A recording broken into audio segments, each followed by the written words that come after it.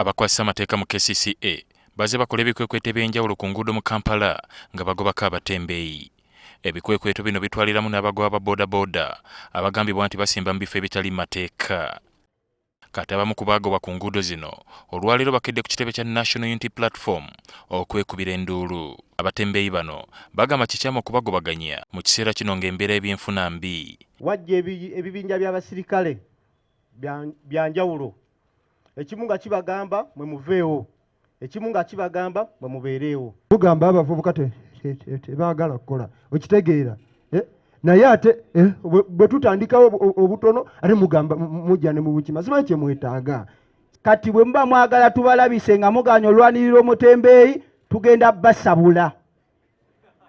Sigenda beekwekera bakansalazi mumanyi mu kunoonya akalulu abatambula mu Kampala Central. Minisita Ombeezi owa Kampala abanukudde. Tetulina budde bwe tugenda kulinda nti bwe buno kuba ffenna tumanyi nti ensi yonna tuli mu mbeera mbi nate tetusobola kubeera nga tukaaba. Katikkiro bulijjo tukulubiza okutabira kwennyamira. Kakati ekigenda mu maaso kwe kuteekateeka abantu okulaba nti abantu baffe tuteeseteese tya ekibuga. Naye ekizibu kya wano nti bw'olyagala otandika okoleko kano ate bannaffe bannakigwanyizi tebakyagala. Banaye enjala eri mu ghetto nnene. Enjala mu ghetto nnene ate mu abali eyo mu office tubawulira buli kiseera nga mugamba abeekamooca nti kamooca nga temwekalakaasa. Lwetereekalakaasa enjala muligiwulira mu offices zammwe. Mu lukuŋŋaana lwe lumu aba NUP bavumiridde kya gavumenti okutiisatiisa ogoba abasomesa ba arts abeediimye nga baagala okubongeza omusaala nga bannaabwe aba sciences. Omwogezi wa NUP Joel Ssenyonyi wabula alabudde abasomesa ba sciences obutakyamuukirira nga tebannafuna nsimbi zino. Simulindeeko okucacanja kubanga gavumenti eno etera okusuubiza ebintu naye tebituukiriza.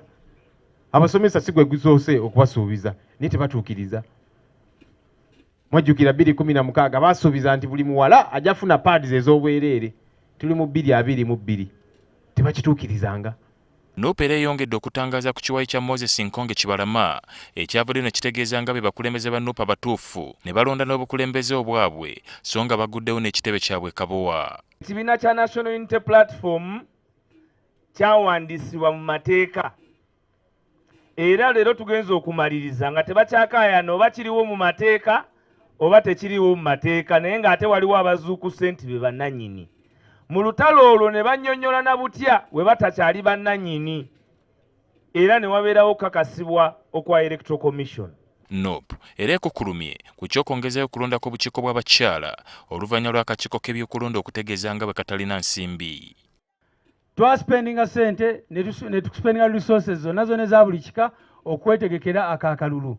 So kyewuunyisa okulaba nga bavuddeyo ne bakajjako kati kikye batugamba baagala kukatusuulako bagambe nti kati mugenda kakuba next week oba ki.